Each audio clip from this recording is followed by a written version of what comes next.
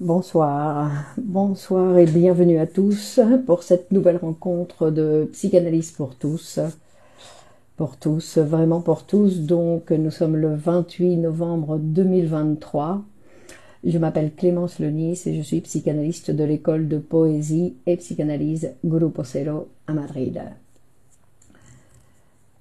Et bienvenue à tous et à toutes.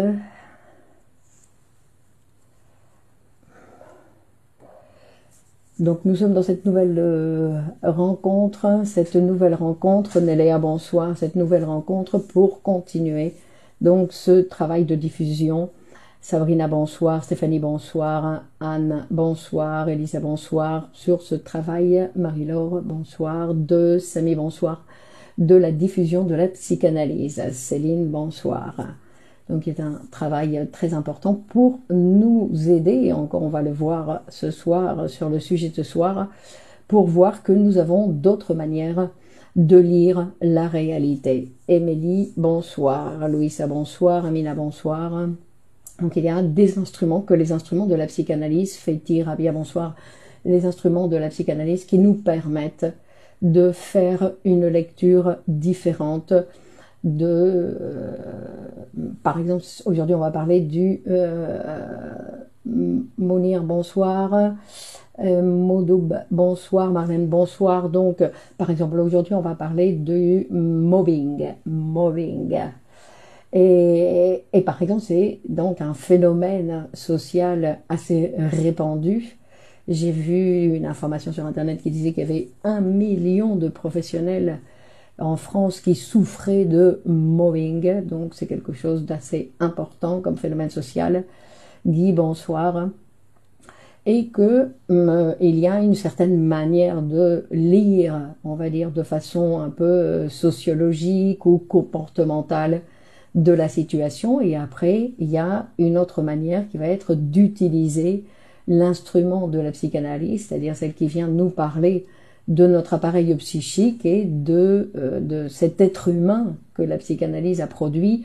Marie, bonsoir. Carlos, bonsoir.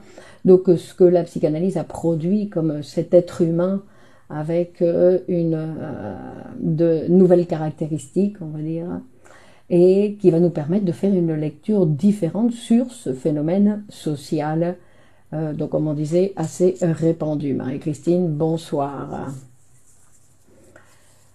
Et Fatia, bonsoir. Donc, quand on parle de mobbing, Carole, donc c'est bien évidemment un mot anglais, et on parle aussi de harcèlement moral ou d'harcèlement psychologique. Noël, bonsoir.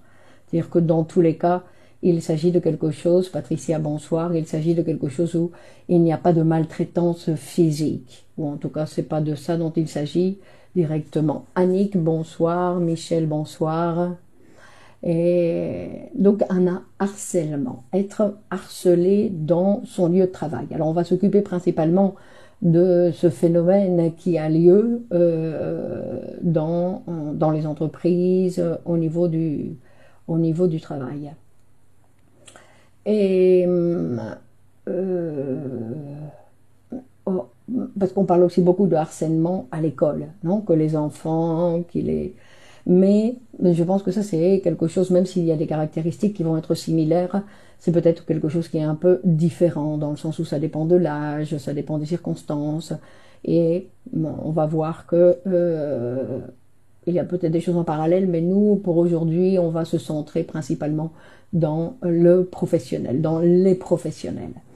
Alors, ce que nous nous proposons de faire aujourd'hui, et ce qui va être intéressant de voir, parce que en général, j'ai vu sur Internet, j'ai jeté un coup d'œil un petit peu sur Internet, bonsoir Paola, et on fait beaucoup référence à la victime, à celle ou celui qui souffre de harcèlement, et à cette personne qui subit, c'est-à-dire qu'on fait référence à la personne qui souffre, non ? Et comme si c'était parce qu'on parle vraiment beaucoup de ce phénomène d'harcèlement, et en plus très souvent vous voyez qu'on en parle un petit peu, Claudette bonsoir, Maucran bonsoir, comme s'il y avait on ne sait pas exactement qui, mais il y a quelque chose qui harcèle le professionnel. Louise, bonsoir. Lisa, bonsoir. Non, comme quelque chose qui harcèle le professionnel et on ne sait pas exactement de quoi. Donc c'est pour ça qu'aujourd'hui, on va s'intéresser un peu plus spécifiquement à l'agresseur. À l'agresseur. Gada, bonsoir. Sandrine, bonsoir. On va s'occuper, Sonia, bonsoir, de l'agresseur. Parce que c'est un phénomène, non? Donc je disais, on parle beaucoup des tactiques de harcèlement, qui souffre de harcèlement, quand est-ce qu'on va considérer qu'il s'agit de harcèlement, et que donc du phénomène, non, qui touche certains professionnels. Et donc il y a bien évidemment des lois qui essayent de limiter ce phénomène pour empêcher, puisque normalement, en fait, le lieu de travail devrait être un lieu d'épanouissement du professionnel, et que quand il y a des situations qui se manifestent comme ça, le professionnel a bien du mal à travailler. Donc les lois jusqu'ici qui essayent de limiter le professionnel n'arrivent pas à grand chose, puisque en fait c'est un phénomène qui se déploie et se multiplie comme la peste. Donc cette fois-ci nous allons nous occuper de la position de l'agresseur, bien évidemment à partir de cette position, de cette approche psychanalytique. Les relations humaines ont tendance à se détériorer. Vous parlez en général, non, actuellement, que les relations humaines ont tendance à se détériorer. Donc, et c'est peut-être sans doute parce qu'on regarde trop la télévision, peut-être, mais ce n'est pas seulement pour ça, bien évidemment. Donc, et ce qu'on a vu, ou ce que j'ai vu de comment il décrivait un petit peu l'agresseur comme un dominateur, Saïd, bonsoir, comme un dominateur, un despote, mais que dans tous les cas, comme je disais, comme je soulignais, il s'agit un petit peu d'une description de comportement du sujet. Mais qu'est-ce qui lui arrive à cet agresseur? Quelle est là, dans le harcèlement psychologique, Ismaël, bonsoir, dans cet agressement, dans ce harcèlement psychologique, qu'est-ce qui est en jeu? Pourquoi un certain sujet en arrive comme ça à harceler d'autres? Et c'est comme une activité. Donc ce sont des gens, on va dire, qui ont arrêté de travailler, parce que celui qui va harceler, de la même façon que celui qui est harcelé et que celui qui harcèle, dans les deux cas, Bibi chérie, bonsoir, check, bonsoir. Donc dans les deux cas, on va dire, ce sont des gens qui ont cessé de travailler, parce qu'ils sont dans une situation où on ne peut pas travailler. Alors, il y a une chose, sa propre fuit qu'il traversait sur l'autre. J'ai pas compris, Céline. Alors, une chose qui est importante à souligner, Damienne, bonsoir, sa propre vie. Sam, bonsoir. Donc, c'est que, Brahim, bonsoir. La chose qui va être importante, c'est de penser que le harcèlement psychologique, ils disent, est vieux comme le monde. Donc, on va pas pouvoir dire que c'est la situation actuelle, c'est la vie moderne qui fait qu'aujourd'hui, il y a ces situations de harcèlement, sinon que ça existe depuis toujours. C'est-à-dire que c'est plus quelque chose qui appartient à l'être humain. C'est quelque chose où dans certaines situations, Nini bonjour, dans certaines situations où l'un comme l'autre, ils se retrouvent à vivre des situations de harcèlement. Autant le harcelé que l'harceleur. Alors je ne sais pas si on met un L apostrophe ou le... mais c'est de la victime et de l'agresseur, on va dire. Et ce qui va provoquer on va dire l'action de cet agresseur, c'est l'isolement de sa victime. C'est-à-dire que la victime va se retrouver dans une situation d'éloignement et d'isolement, et qui va l'éloigner. Alors,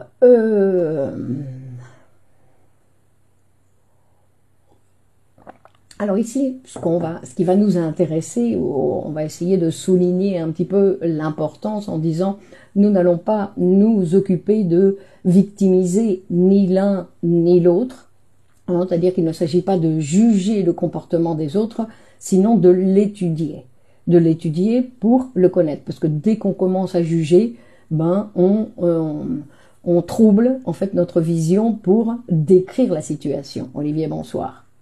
Non, c'est-à-dire que pour pouvoir décrire la situation, on doit cesser de juger, de penser si c'est bien, si c'est mal, si ce qu'il faudrait faire, etc.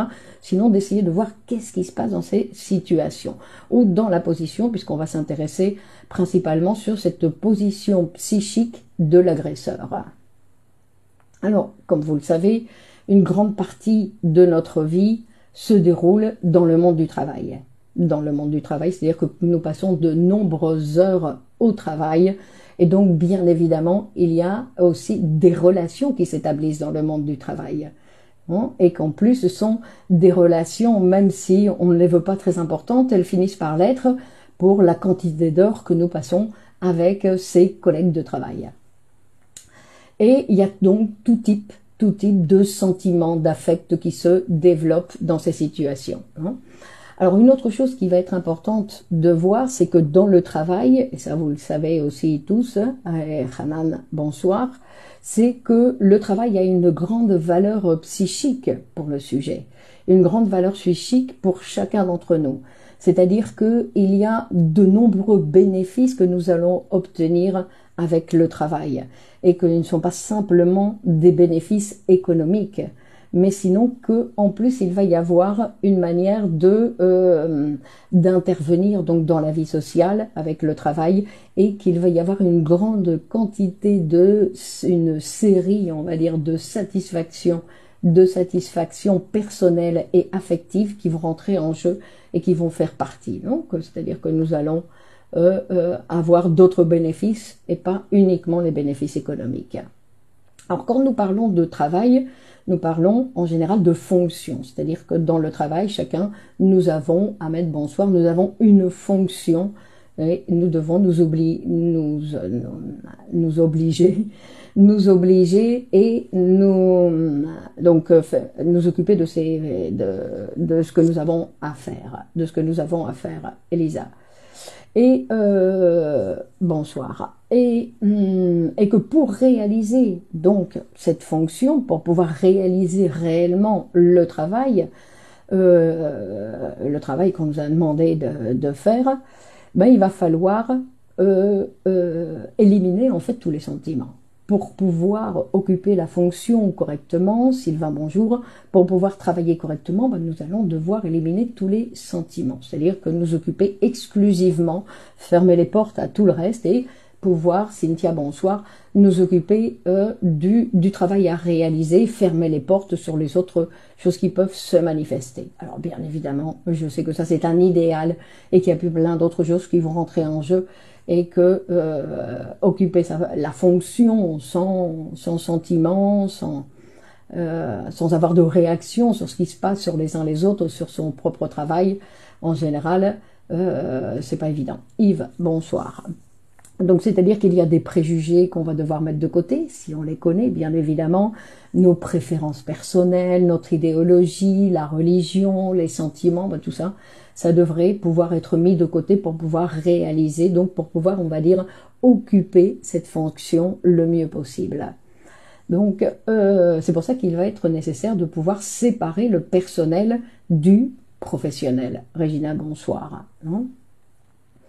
Donc,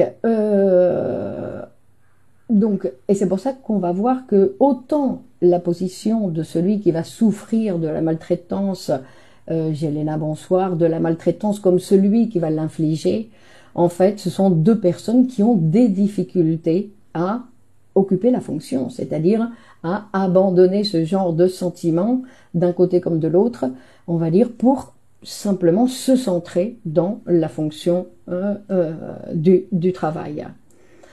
Alors, nous allons nous occuper donc, comme je disais au départ, de cet agresseur. Corinna, bonsoir, de cet agresseur. Alors, comme vous le savez, enfin certains d'entre vous le savent, d'autres préfèrent essayer de le cacher, c'est-à-dire que nous ne sommes pas en général les êtres humains de bons samaritains, et que même si nous aimerions bien l'être, être des gens bien, des gens généreux, altruistes, bienveillants, donc que nous aimerions fêter. Pourquoi le travail est devenu d'émancipation de la personne? Bah, pas complètement, il y a encore des travails. Non. Abdallah, bonsoir. Fleurette, bonsoir. Fatih, bonsoir. Quitter son travail à cause de mauvaises relations est une possibilité. Donc, euh, euh, donc c'est-à-dire que nous avons des difficultés à être tout le temps socialement agréable, gentil, bienveillant, généreux. Non, tout ça, ce sont des adjectifs auxquels nous aimerions bien pouvoir nous mettre les médailles, mais qui ne sont pas toujours possibles, bien évidemment. C'est-à-dire que dans chacun d'entre nous, et pas simplement ceux qui participent à ce direct, mais sinon tout le monde, nous avons des tendances agressives et nous avons des tendances hostiles. Non, il va falloir prendre ça en considération. C'est-à-dire que toutes les études qu'on peut voir sur les comportements ne considèrent pas que nous avons tous, absolument tous, alors il y en a qui le cachent mieux que d'autres, on va dire il y en a qui le répriment et qui se manifestent d'une autre manière. La loi en France contre le harcèlement moral n'est pas au point. Non, mais c'est pas la loi qui est pas au point, non, on va dire. Donc, il faut considérer que nous avons tous des hostilités et en plus nous avons des hostilités envers nous-mêmes, hein, des tendances agressives envers nous-mêmes et bien évidemment aussi envers les autres. Hein. Et c'est-à-dire que, comme vous le savez aussi, puisque la société est un petit peu montée de cette façon-là, que c'est-à-dire que il y a certaines personnes plus que d'autres, bien évidemment, qui ont tendance à exploiter la capacité de travail des autres ou à profiter de certaines personnes de façon sexuelle, non, sans son consentement, par exemple, s'approprier de ses biens, de l'humilier et même parfois de le faire souffrir. Sarah, de le faire souffrir, de le martyriser et même en arriver jusqu'à le tuer. Donc ça, ce sont des caractéristiques humaines. Et rappelez-vous, tout ce qui est humain ne m'est pas étranger. C'est-à-dire que ça peut m'arriver à n'importe quand. On va dire n'importe quand. Alors, ce sont des possibilités humaines. Non, et les possibilités humaines n'appartiennent pas uniquement aux voisins, sinon que ce qui est humain m'appartient moi aussi. Donc je le dois le prendre en considération. Je peux pas faire non, moi je ne suis pas, moi je suis ceci, moi je suis cela. Il faut prendre en considération toutes ces tendances qui existent chez nous comme êtres humains. Donc l'agressivité est présente chez Anne, bonsoir. L'agressivité est présente donc chez chacun d'entre nous d'une façon plus ou moins manifeste, on va dire. Plus ou moins manifeste ou plus ou moins cachée selon les cas. Et alors bien évidemment, ces tendances qui existent, ce sont des tendances qui vont venir perturber nos relations sociales. Pas simplement les relations professionnelles, mais principalement, puisque comme on soulignait au départ, c'est-à-dire que dans le travail, on passe de nombreuses heures. La majorité de notre vie est utilisée pendant le travail. Donc, obligatoirement, il y a de nombreuses relations qui vont être touchées par ces tendances hostiles. Donc, et c'est celles qui vont bien évidemment rendre plus difficiles nos relations avec les autres, non? Et surtout qui vont menacer un petit peu, poisson bleu, bonsoir, qui vont menacer la durée aussi de la relation. C'est-à-dire, je le supporte jusque-là, puis tout d'un coup, je le supporte plus, non?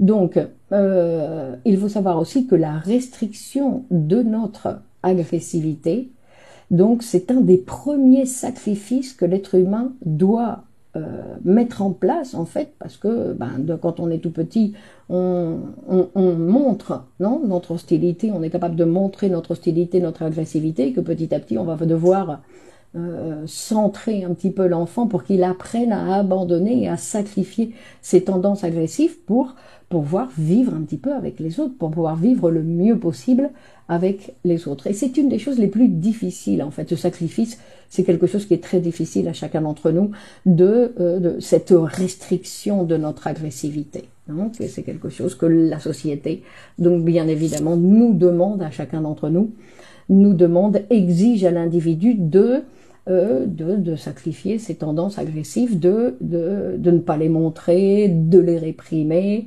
Et en fait, on va dire, mais qu'est-ce qu'on en fait, puisqu'elles sont là? Qu'elles sont là, qu'est-ce qu'on en fait? Alors, Premièrement, il va falloir bien évidemment apprendre à parler. Apprendre à parler, c'est-à-dire que l'autre peut avoir une phrase agressive à notre... non, une phrase agressive, mais ce n'est qu'une phrase. Donc nous n'avons pas obligatoirement besoin de tout de suite répondre, de nous venger quand il ne s'agit que d'une phrase, Donc parce que apprendre à parler, c'est apprendre à pouvoir souligner et à dire certaines choses et à les écouter aussi de la part de l'autre, en considérant que non seulement moi j'ai des tendances agressives, mais sinon que je dois savoir que l'autre aussi, de temps en temps, il en a, et de temps en temps, ces tendances agressives, poup, ça déborde et ça s'exprime. Alors ça fait partie de nos relations normales. Quand on parle de harcèlement, là, il y a directement un agresseur qui dit « je ne veux pas sacrifier ces tendances agressives, c'est donc que je vais les exprimer. Je vais choisir quelqu'un et je vais y aller pour exprimer ces tendances. » Alors on va voir un petit peu d'où viennent ces tendances et pourquoi il y a ces manifestations de tendances et pourquoi elles arrivent dans le monde du travail. Parce qu'on peut avoir des tendances agressives, on va dire, qui peuvent se manifester dans certaines circonstances, non? On va dire, vous allez regarder un match de football, ou vous allez au stade, et alors là, vous allez pouvoir crier sur l'adversaire en exprimant toute votre agressivité sur l'adversaire. On dit que ça, c'est une manière aussi de pouvoir décharger cette agressivité face à l'adversaire. Dans le sport aussi, ce sont des choses, des fois, qui sont qu'on utilise le sport aussi pour ça.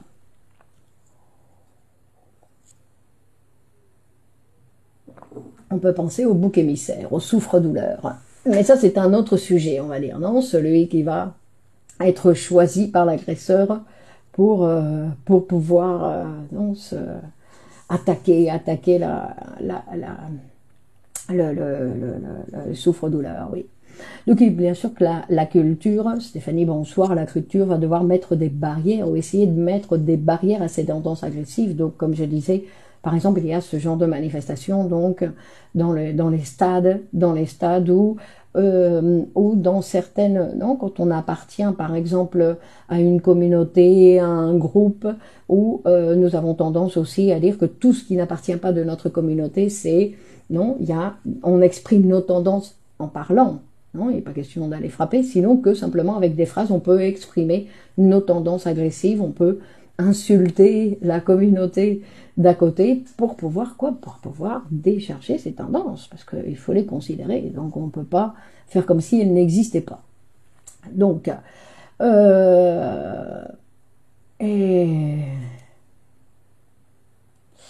donc c'est pour ça que la culture, ce qu'elle va chercher pour essayer de contrecarrer en fait ces tendances, elle va essayer de nous mettre dans des situations pour nous unir, pour que les êtres humains s'identifient dans une communauté et que à l'intérieur de la communauté, par ces liens d'identification, il y a une diminution de ces tendances agressives. C'est pour ça que dans une entreprise, normalement, si l'entreprise est comme une communauté, comme avec une politique d'entreprise, Pablo bonsoir, Nadia bonsoir, dans une politique d'entreprise où on considère que tout ça est pris en compte, on va dire normalement il ne devrait pas avoir ce genre de manifestation. C'est-à-dire qu'on devrait voir dans quel type d'entreprise il y a ce type de harcèlement. Que ça, il y a l'entreprise aussi qui est en jeu. Et donc c'est-à-dire que dans la culture il y a, non, avant on parlait du cirque, le cirque, non, avec les Romains, je veux dire avec les Romains quand ils allaient voir comment les gladiateurs se battaient contre les animaux ou se battaient entre eux, où on voyait qu'il y avait donc toute cette possibilité de décharger toute cette agressivité. Donc et en plus bien sûr il y a la loi. Donc pas simplement dans le harcèlement à l'intérieur de l'entreprise, mais notre agressivité, donc bien évidemment, est contrôlée par les lois. Mais on va voir qu'il y a des endroits, on va dire des endroits où en fait les manifestations de l'agressivité sont si discrètes et subtiles que la loi, il n'y a pas de loi pour légiférer certaines situations. et la guerre. Bien évidemment, la guerre, c'est un endroit, bon, il y a des gens qui courent à la guerre pour pouvoir décharger librement toutes leurs tendances hostiles. Caroline, c'est une catharsis. Ensuite, ce sont des tendances que nous avons. Alors après, il y a, non, on va parler de ces tendances où on va avoir la possibilité d'insulter quelqu'un, par exemple, pour nous permettre de décharger cette agressivité. Mais après, il y a toutes les manifestations artistiques. Je veux dire que écrire, peindre, faire toutes les choses de l'art, ce sont aussi des manières de pouvoir exprimer notre agressivité. Même si on ne la voit pas en tant que telle. Hein? Samia, bonsoir. Donc, comme on disait, pour l'être humain, ce n'est pas facile de renoncer à la satisfaction de ses tendances agressives. C'est-à-dire qu'il n'est pas tranquille sans cette possibilité de satisfaction. Hein?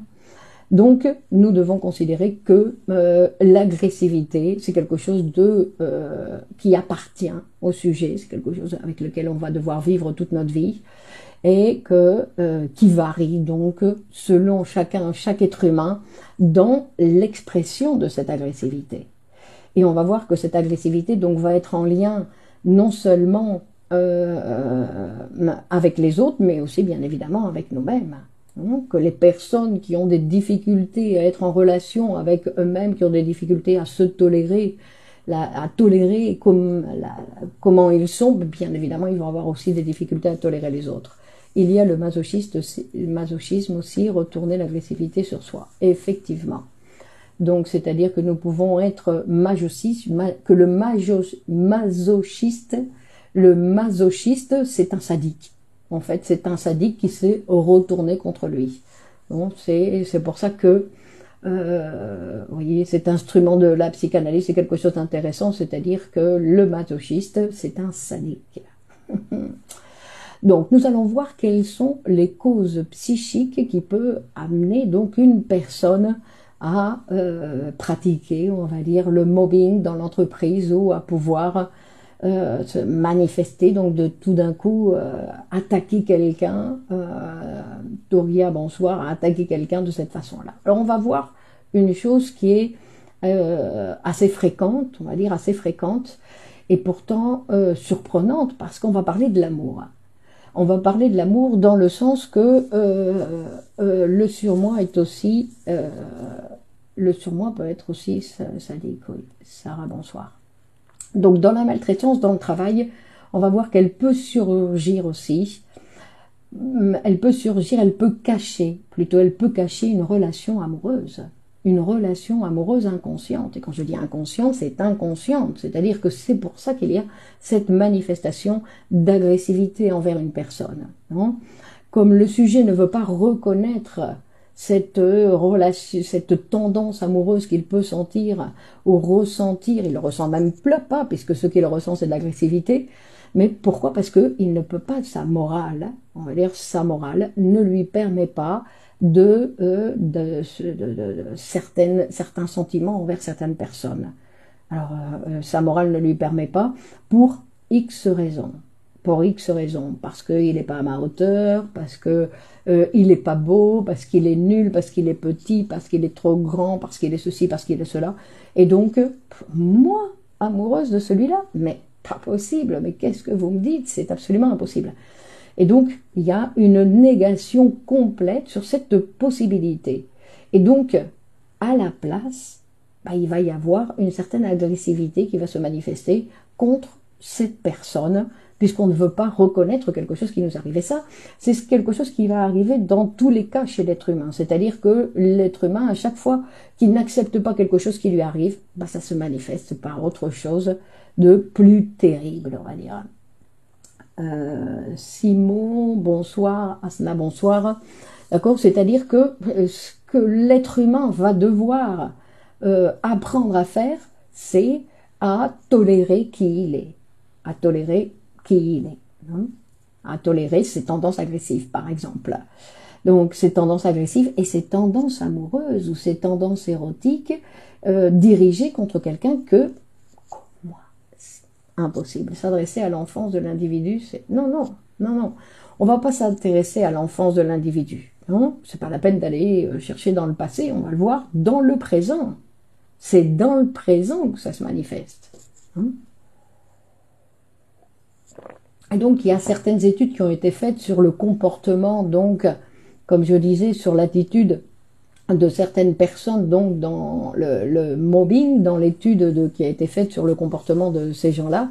Et on va pouvoir observer, donc, toujours en référence, donc, à ces tendances amoureuses, on va dire que, au départ, en fait, avant d'être devenir agressif, il y a une relation tout à fait cordiale avec la personne. Et c'est pas qu'il rentre et directement il commence à être désagréable, sinon qu'au départ il y a une relation cordiale. Comme avec un collègue, non, un collègue normal. Et tout d'un coup il va y avoir cette production d'agressivité où l'autre il va dire mais qu'est-ce qu'il me veut, pourquoi il est agressif, il veut plus me parler, on s'entendait bien, et que tout d'un coup il y a comme un retournement complet de la situation. Alors, on ne va pas dire que à chaque fois c'est comme ça, mais on peut penser que de nombreuses fois c'est ce qui se manifeste, c'est-à-dire est-ce que la victime qui devient l'agresseur? C'est-à-dire, je ne comprends pas. Donc, et on va voir qu'il y a un retournement de la situation où tout d'un coup, cette personne qui était au départ si agréable avec moi, tout d'un coup, c'est comme si elle ne peut plus me sentir. Elle ne peut plus me sentir et elle va être désagréable avec moi, elle va m'attaquer d'une manière ou d'une autre. Et en fait, mais elle va pas éviter la relation, elle va pas disparaître de ma vie, sinon il va toujours avoir un lien. Et ça, c'est ce que là, pareil, donc ça c'est quelque chose que vous savez tous aussi, c'est que entre la haine et l'amour, il n'y a qu'un pas. Il n'y a qu'un pas. C'est-à-dire que c'est même pire, c'est qu'il n'y a pas l'un sans l'autre. La haine, nos sentiments agressifs, nos tendances agressives, et le présent est un lien avec l'histoire passée du sujet. C'est-à-dire c'est le présent, hein, c'est le présent. C'est pas l'histoire, Olivier, c'est pas l'histoire du passé du sujet, non, c'est pas l'histoire. C'est sa position psychique, c'est pas l'histoire, c'est sa position psychique.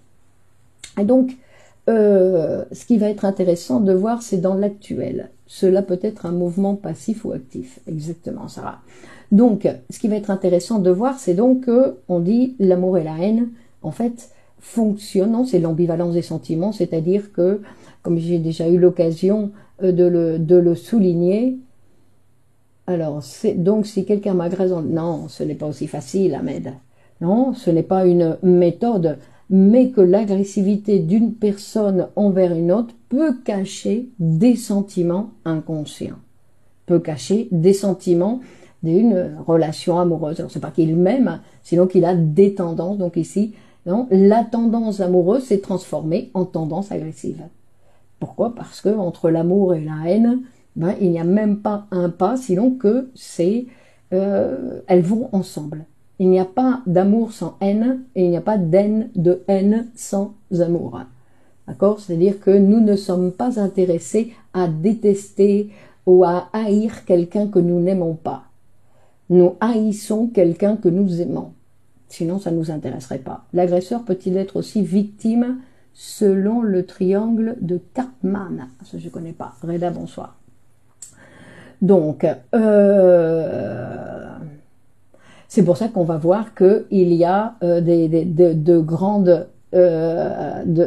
ennemis, on va dire, qui ont fini par devenir de grands amours, hein, ou des relations qui ont commencé justement avec une tendance un petit peu agressive et ils ont fini par dévoiler leurs véritables sentiments et qui ont réussi à se rapprocher. D'accord? C'est-à-dire que, et ça va dans un sens et dans l'autre, c'est-à-dire que, non? Et donc, comme dans le cas Schreiber, libido insupportable pour la psyché. Le cas Schreiber, il n'y avait pas, non, c'était pas en relation avec ça.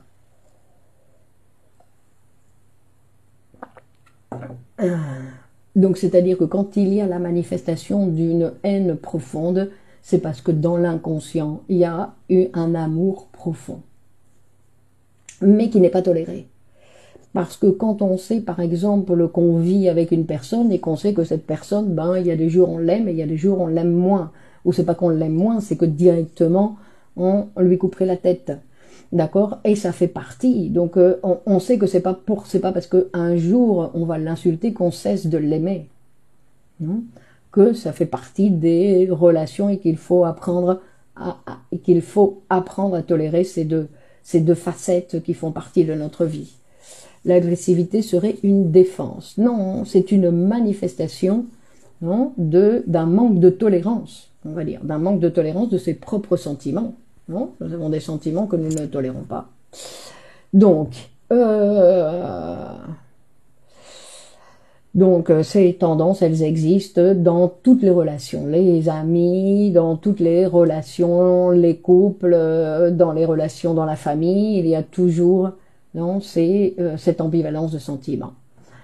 Et nous allons le voir, par exemple, même au niveau de la, comment ça s'appelle, au niveau dans l'entreprise aussi, où on va voir qu'il peut y avoir deux associés dans une entreprise qui n'arrêtent pas de se disputer, ou de critiquer l'autre constamment. Bon, on ne critique pas n'importe qui, on choisit toujours la personne qu'on va critiquer. C'est-à-dire que c'est toujours en relation, il y a toujours quelque chose.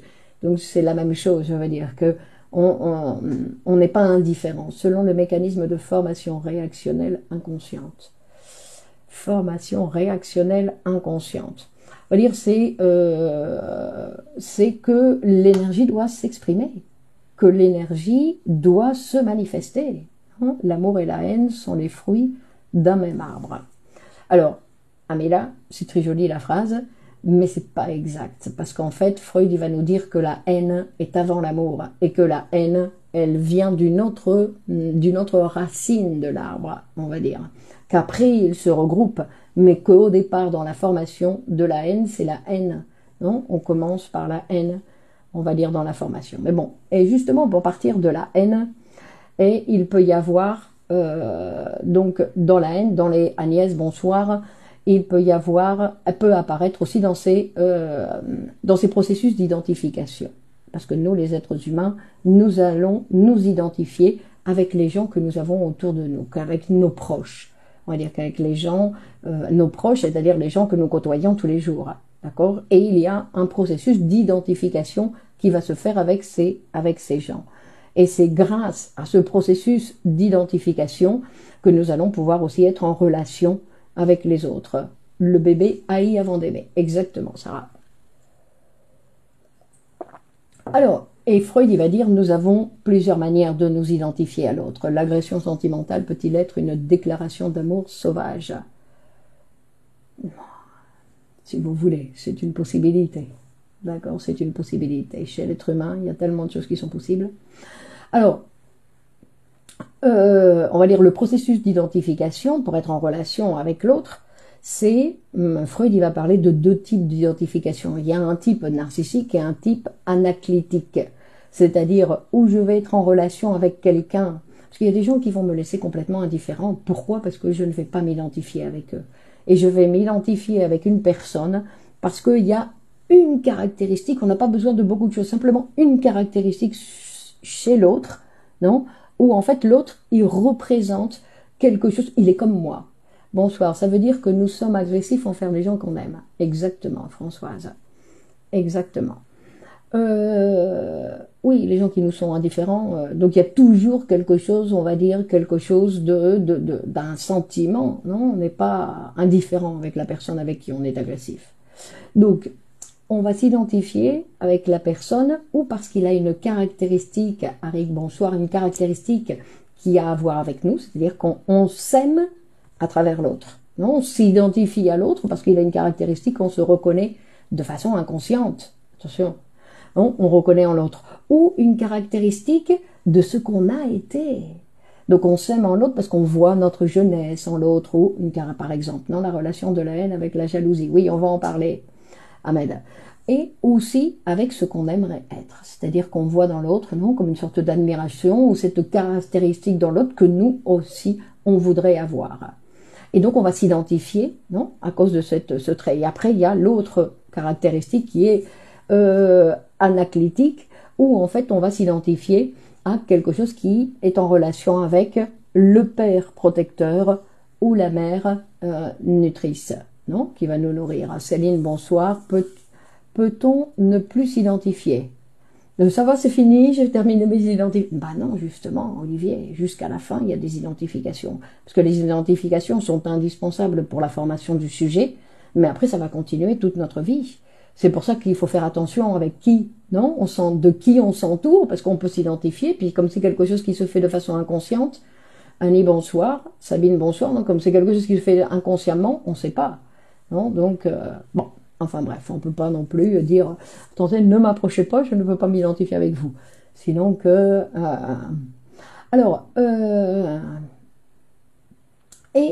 en plus, le trait, donc comme je disais, ce trait, cette caractéristique avec laquelle nous allons identifier, non, nous allons nous identifier avec cette personne, en fait, ça peut être un trait que je ne supporte pas de moi-même.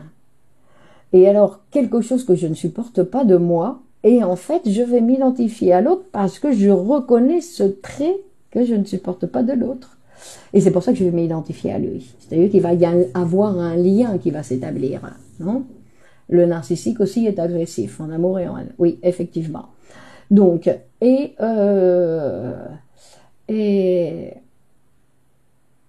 et donc, c'est pour ça qu'il va y avoir aussi une sorte d'agression envers celui avec lequel on s'est identifié. Et en fait, on reconnaît quelque chose en nous, inconsciemment. Je répète, ce sont des phénomènes qui se passent de façon inconsciente. Que c'est grâce à un travail analytique qu'on va pouvoir découvrir ce genre de choses. Parce que le sujet, non, va parler et la personne qui écoute va pouvoir dire « Ah, là, on dirait qu'il y a un petit truc d'identification. » Donc, c'est-à-dire un trait, non? Un trait d'identification. C'est-à-dire qu'il y a quelque chose que je ne supporte pas de moi, que je vois dans l'autre. Donc je passe mon temps à critiquer l'autre. « Ah, tu vois, il est comme ça, il est comme ça, il est comme ça. » Mais en fait, c'est quelque chose qui m'appartient. C'est pas quelque chose qui appartient à l'autre. C'est quelque chose qui m'appartient, mais que moi, je ne peux pas voir de moi-même. Donc, mais je le vois dans l'autre. Hein? Quand on dit que l'autre, c'est un miroir, mais il faut que j'accepte que ce soit un miroir. C'est-à-dire que quand je le critique, c'est que je me critique moi-même, en fait, sur cette caractéristique particulière. Et donc, bien évidemment, il y a de nombreuses agressivités qui vont se manifester, non, si je me permets d'exprimer, en fait, toutes ces rejets que je peux avoir vis-à-vis de l'autre, parce que je vois que, non, que quelque chose que je ne supporte pas de l'autre, je supporte pas les gens qui sont comme ça. Et en fait, c'est pas lui, c'est moi que je ne supporte pas. Bon, alors, c'est-à-dire que nous avons la tendance naturelle, on va dire, à projeter, comme dit Eric, à projeter sur l'autre, non, et ce que nous n'aimons pas de nous-mêmes. Au lieu de le reconnaître en nous, en disant, bah oui, moi je suis vachement égoïste, bah non, je dis que c'est l'autre. Au lieu de reconnaître que moi aussi j'ai des traits, alors peut-être pas les mêmes, mais que moi aussi j'ai un égoïsme. Hein? Bon. Et ensuite, nous allons parler, bien évidemment, avec ce phénomène, parce que l'agressivité, non, comme disait, je vois plus le nom, et que le narcissisme est en cause. Bien évidemment que le narcissisme est en cause. Donc, c'est-à-dire que le narcissique, la particularité qu'il a, c'est qu'il a des difficultés à accepter les différences. Et il a des difficultés à accepter que l'autre se manifeste de façon différente. Pourquoi? Parce qu'en fait, quand l'autre il se présente de façon différente, il le sent comme une critique. Il sent comme si l'autre, simplement parce qu'il montre que lui, il fait les choses d'une façon différente, c'est comme s'il lui critiquait sa propre... Même s'il ne dit rien. C'est rien que le fait que l'autre puisse faire les choses d'une façon différente, il se sent... Non, et il se sent souligné. On va dire que c'est vécu comme une critique. Et donc c'est pour ça que ça va provoquer de l'agressivité. Donc le narcissique va répondre de façon agressive parce qu'en fait il se sent critiqué alors qu'on n'a rien dit. Que simplement l'autre, eh ben, il boit son café de façon différente. Bon, simplement, je veux dire que même sans de grands détails, et c'est comme si, il voyait comme si l'autre, il lui disait non, c'est comme ça qu'il faut faire. Raja, bonsoir. Non, alors que l'autre lui a rien dit. Simplement pour là, et ça c'est une caractéristique du narcissique. Le narcissique, il ne tolère pas les différences parce qu'il les vit comme des critiques. Donc il y a un sentiment de répulsion, non? Donc le narcissique, en fait, on va le voir par cette manifestation, non, cette difficulté, cette agressivité qui va se manifester, mais toujours parce qu'il va falloir être capable de faire une lecture, non, une lecture, bien évidemment qu'il y a un malaise dans la société. Et Jao dit, une caractéristique commune permet cette identification. Exactement. Donc c'est pour ça que les manifestations, on va dire, de répulsion, d'aversion, d'agressivité qui vont se manifester sans aucun déguisement contre des personnes qui apparemment ne m'ont rien fait, qui n'ont rien à voir avec moi. Je ne sais pas pourquoi tout d'un coup je suis agressive avec cette personne. Alors on va dire non, c'est parce que j'ai pas bien dormi, non, c'est parce que machin ou truc. Non, non, c'est parce que je ne suis pas agressive avec n'importe qui. Non, c'est toujours en relation avec cette personne-là. C'est-à-dire qu'il y a quelque chose qui, comme s'il y a quelque chose qui m'unit, quelque chose qui va me unir avec l'autre, non, un lien invisible qui va faire que je considère qu'il me critique chaque fois qu'il apparaît parce qu'il a des manières différentes aux miennes. Non. Et c'est comme si donc le narcissique avec son agressivité, il voulait s'affirmer en disant non, non, moi, ma manière, c'est la manière. Alors qu'il n'y a pas de la manière, ça n'existe pas. C'est-à-dire qu'il n'y a pas les choses doivent se faire comme ça. Ça n'existe pas. D'abord, c'est-à-dire que les choses peuvent se faire comme ci, comme ça, comme ci, comme ça, comme ça, que chacun fait d'après, non, selon les instruments dont il dispose, on va dire. Chacun fait les choses selon. Est-ce que l'empathie est un sentiment positif d'identification? L'empathie, ce n'est pas une terminologie, on va dire, de la psychanalyse. Non, parce que quand on parle d'identification, l'empathie, c'est un phénomène, on va dire, de la conscience. Alors que quand on parle d'identification, c'est un phénomène qui se produit de façon inconsciente. Donc on va avoir les résultats de cette identification. Alors que l'empathie, c'est ce que je vais manifester, ah oui, non, de la compassion pour l'autre, ou de genre de sentiments, mais on voit que c'est quelque chose qui apparaît, qui appartient à la conscience, l'empathie. Donc c'est pas quelque chose qui est dans le domaine de la psychanalyse.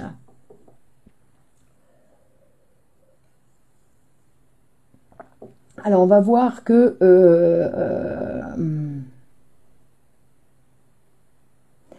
s'identifier, c'est s'unir, se compléter, c'est aussi apprendre. Non, s'identifier, c'est une manière aussi d'apprendre, parce qu'on va s'identifier, c'est qu'on va se transformer. Non, c'est pas pour se compléter, on est déjà complet. Mais c'est pour se transformer, s'enrichir. On peut s'enrichir selon les identifications, bien évidemment. Donc, et ce narcissisme aussi, il y a une chose qui est importante de voir, c'est que en général, ces narcissiques extrêmes, en fait, ce sont des gens solitaires, puisqu'ils ont des difficultés à tolérer les autres, et que cette intolérance du narcissique, puisque nous sommes tous narcissiques, que cette intolérance du narcissique peut disparaître de façon temporelle, on va dire, peut disparaître de façon temporelle, quand nous appartenons aussi de la même façon à une communauté, à un groupe, non, par exemple dans la famille, dans certaines familles, il peut y avoir une diminution du narcissisme et donc de l'intolérance, une diminution de l'intolérance pour cette formation collective. C'est-à-dire que l'intérieur de cette communauté, les individus en fait, vont se limiter, non, se limiter dans leur expression, non, c'est-à-dire qu'ils vont apprendre dans la communauté, dès qu'ils sortent c'est différent, mais dans la communauté ils vont apprendre en fait à tolérer les particularités des uns des autres. Pourquoi? Parce que c'est ce qui les intéresse, c'est la communauté. C'est pour ça qu'on va dire que la personne qui va harceler ou qui est harcelée, on va dire ce sont des gens qui sont hors du champ du travail, qui sont sortis du champ du travail.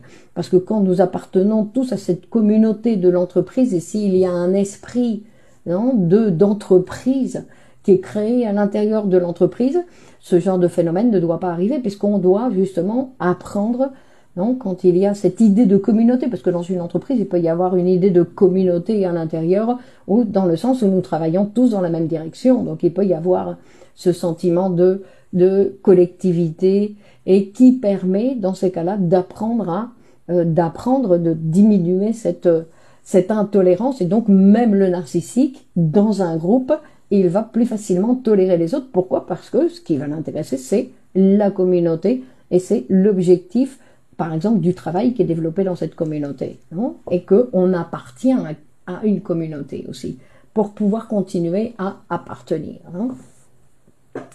Donc, il va y avoir une diminution de l'agressivité. Et donc, la restriction, on va dire, de ce narcissisme, dans le groupe familial, ça dépend de la famille. Non, parce qu'il y a certaines familles où il peut y avoir cette diminution, cet apprentissage à tolérer. Pourquoi? Parce que ce qui intéresse dans la famille, c'est cette possibilité d'union familiale. Et après, il y a d'autres groupes familiales où c'est plus chaotique, on va dire, où chacun veut se séparer parce que ceci, parce que cela. Donc, c'est plus difficile. Mais il peut y avoir des familles où on se serre les coudes et on dit non, nous sommes une famille, nous appartenons à cette famille. Mais dans ces cas-là, c'est une famille groupe. Non, c'est plus simplement une famille. D'ailleurs, dans ces familles-là, en général, ils laissent rentrer des étrangers dans la famille.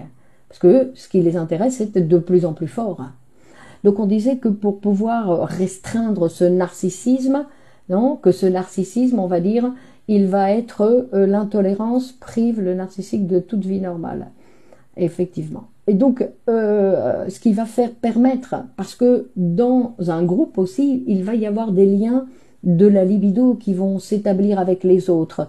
Et donc, c'est ce qui va permettre au narcissique de restreindre son narcissisme, d'accepter de restreindre. Pourquoi? Parce qu'il a d'autres satisfactions. Hein. C'est pour ça qu'on va dire que l'égoïsme va trouver une limite à son expression d'égoïsme pour l'amour aux autres. Non, c'est par amour qu'on va restreindre notre égoïsme. Non, c'est bonjour Mexico. Et donc, notre égoïsme va être diminué par l'amour. Nous allons accepter de renoncer à certaines exigences de notre égoïsme par amour, par amour. Et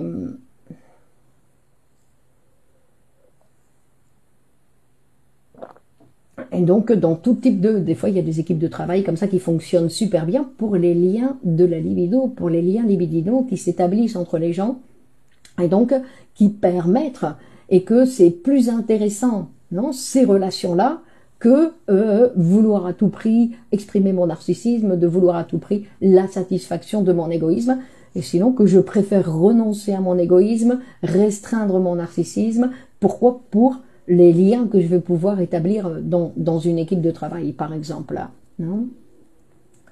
Et donc, dès que ces liens libidinaux disparaissent, la relation peut se transformer d'un jour à l'autre. Si le lien libidinal se transforme, il va apparaître des sentiments agressifs, d'aversion, où on va revoir, où l'autre, en fait, va voir que l'autre, ce qu'il me montre, c'est ses différences. Alors que quand il y a des liens libidinaux entre les gens, les différences, je les vois même plus. J'ai l'impression qu'on est tous pareils. D'accord, bien qu'on soit différents, mais je ne souligne plus ça en premier, on va dire. Et ensuite, donc, il y a quelqu'un d'autre qui faisait référence à la jalousie. Alors, la jalousie, ça, c'est un sentiment qui est très important, qui est à considérer, qui, pareil, tout comme l'agressivité, tout comme nos tendances hostiles, quelque chose qui existe en chacun de nous. Nous sommes tous des jaloux. Nous sommes tous des jaloux, mais il y a des gens qui ruinent leur vie à cause de la jalousie, qui renoncent à certaines choses parce qu'ils sont jaloux. Donc, qu'ils vont limiter leur vie à cause de, à votre avis, quelle est la solution pour combattre ce phénomène? La psychanalyse, Doria. La psychanalyse. Donc, et la jalousie, c'est quelque chose, parce que la jalousie, donc pareil, il y a la jalousie où la personne va sentir qu'il est jaloux, d'accord? Et on va dire que ça, c'est la plus facile, dans le sens où si je sens que je suis jaloux, je prends la décision, ou je l'exprime et je la manifeste, et alors là, j'apparais comme un petit garçon, une petite fille, comme un enfant, qui dit non, ma maman, elle est comme moi, ou je ne me laisse pas guider par ce sentiment de jalousie. Je dois apprendre à ne pas me laisser guider par ce sentiment de jalousie. C'est-à-dire que, pourquoi? Parce que ça fait des désastres dans ma vie. Donc je dois me psychanalyser pour aller souligner, parce que ce que la psychanalyse elle a découvert, c'est que quand il y a un sentiment de jalousie, c'est parce que ça cache un désir. Et encore une fois, un désir que je n'ai pas envie d'accepter, que je ne veux pas accepter. Donc au lieu d'accepter le désir qui est caché, en fait, j'exprime de la jalousie. Ça veut dire qu'à chaque fois que je me sens jaloux, ben, je dois pas me laisser guider par cette jalousie, me dire ben, c'est parce qu'il y a un désir quelque part que je ne veux pas reconnaître. Je dois le savoir et donc je ne peux pas exprimer ma jalousie comme ça ouvertement et faire des scènes à n'en plus finir, hein, et qu'en plus qui vont bien évidemment abîmer mes relations sociales, qui vont intervenir et qui vont pas seulement abîmer mes relations sociales, qui vont m'abîmer moi. Parce que mes relations sociales, c'est une partie de ma vie. Non, donc, obligatoirement, c'est une partie de moi, plutôt. Donc, moi, ce qui m'intéresse, c'est de voir qu'est-ce que je fais avec ma jalousie. Qu'est-ce que je vais en faire? Et que la jalousie, bien évidemment, elle va apparaître dans les relations professionnelles. Parce qu'il y a, lui, il parle avec elle, elle parle avec lui, lui, il parlait, il venait toujours déjeuner avec moi, puis tout d'un coup, il vient plus déjeuner avec moi, et puis maintenant, il s'en va avec l'autre. Donc, obligatoirement, qu'il va y avoir la jalousie qui va se manifester. Non? Et que c'est, si la jalousie ferait souffrir, dit Fernand. Donc, vous voyez, il y en a qui le savent. Et donc obligatoirement, si j'accepte pas, et après, donc ça c'est la jalousie, on fait référence à la jalousie comme Fernand, la jalousie qui fait souffrir, c'est-à-dire la jalousie que je sens, non, qui se manifeste comme je m'en rends compte que je suis jaloux. Et après, il y a la jalousie inconsciente. Et la jalousie inconsciente, ben encore une fois, elle va se manifester par de l'agressivité. Donc je vais répondre par agressivité, non, face à la situation. Donc, donc je ne me rends pas compte ni que je suis jaloux, ni qu'il y a un désir qui est caché derrière tout ça. Donc c'est des couches, on va dire, de secrets qui fait que je me rends absolument pas compte de ce qui se passe. Sinon que j'ai une attitude, non? Et on va dire que cette relation hostile ou cette caractéristique qui s'exprime beaucoup dans les situations de mobbing, justement, où il y a une jalousie qui est complètement couverte, où l'autre ne va jamais reconnaître qu'il est jaloux, et donc il va se manifester et attaquer l'autre, et en fait, ce qui se cache derrière, c'est de la jalousie. C'est-à-dire un désir. C'est-à-dire que le jaloux, il ne se sent pas jaloux, sinon qu'il sent un élan agressif, donc il ne peut pas contrôler, non, contre un collègue qu'il aimait bien. En plus, un collègue qu'il aimait bien évidemment, quelqu'un qui l'aimait bien. Non. Et après, il y a un autre élément qui va intervenir, qui est juste un petit peu différent. Exactement. La jalousie, dans certains cas, peut détruire la vie. Oui. Il y a des gens qui ont détruit leur vie à cause de la jalousie. Donc vous voyez, et c'est un sentiment, je répète, qui appartient à tout le monde. Donc pour ceux qui voient des manifestations de jalousie excessive, il faut consulter un professionnel. Il faut demander de l'aide, que ces directs sur Facebook sont fantastiques, mais ils ne suffisent pas, que nous n'avons pas ce pouvoir sur nous-mêmes. Nous n'avons pas ce pouvoir sur nous-mêmes, nous avons besoin de quelqu'un qui, on va dire, qui va nous aider, non, à pouvoir accepter cet élément qui est en nous, que le fait de penser, oui, je suis jaloux, oui, je souffre de la jalousie, oui, des fois je suis agressif par jalousie, ça ne va pas résoudre les problèmes. Donc, pour résoudre le problème, puisque ce qui va nous intéresser, c'est pas de comprendre la situation, sinon de bien pouvoir la résoudre, ben, il faut consulter. Non. Donc, et après, il y a cette autre manifestation après la jalousie qui est l'envie. Et l'envie, être envieux. Non. Être envieux, et ça c'est plus destructif encore que la jalousie, puisque qui est plus destructif, c'est-à-dire qu'on n'accepte pas que l'autre ait quelque chose, qu'on a l'impression qu'il le complète, qu'avec ce que lui il a, il est heureux. Alors que, et donc peu importe ce qu'il a, parce que ce qu'il a, moi ça m'intéresse pas, mais que ce que lui il a, ça le rend heureux. Alors ça c'est ce que je ne supporte pas, donc je vais tout faire pour essayer de l'éliminer, on va dire, d'éliminer ce qu'il a, d'éliminer, non, c'est celui qui va faire une grosse rayure sur la nouvelle voiture du collègue, parce qu'il a une nouvelle voiture, même si moi j'en ai pas besoin, même si moi j'en ai une plus grosse que lui, mais j'ai l'impression que lui, avec sa grosse voiture, il est plus heureux que moi. Donc, je vais faire une grosse rayure sur la voiture. Et des fois, ça peut passer à des actes bien... Alors, vous voyez, c'est pour ça qu'on va dire que ce sont des sentiments communs, des sentiments de tout le monde, en fait, qui peuvent ruiner notre vie si on se laisse prendre par ces sentiments. Donc, se laisser prendre, se laisser emmener par ces sentiments, il y a d'autres manières de sentir les choses, parce qu'on peut continuer à sentir, mais que ce n'est pas nécessaire de sentir ces choses qui sont aussi destructives, et pas seulement parce qu'on va harceler l'autre, sinon parce qu'on va se faire du mal. Faites-vous une différence entre envie et jalousie? Bah oui, Céline. La jalousie, elle veut détruire l'autre, non? Beaucoup plus. L'envie est un des 7 péchés capitaux, donc destructeur. Exactement. Bon, on continue la semaine prochaine. Vous savez que vous pouvez partager cette vidéo sur vos réseaux sociaux.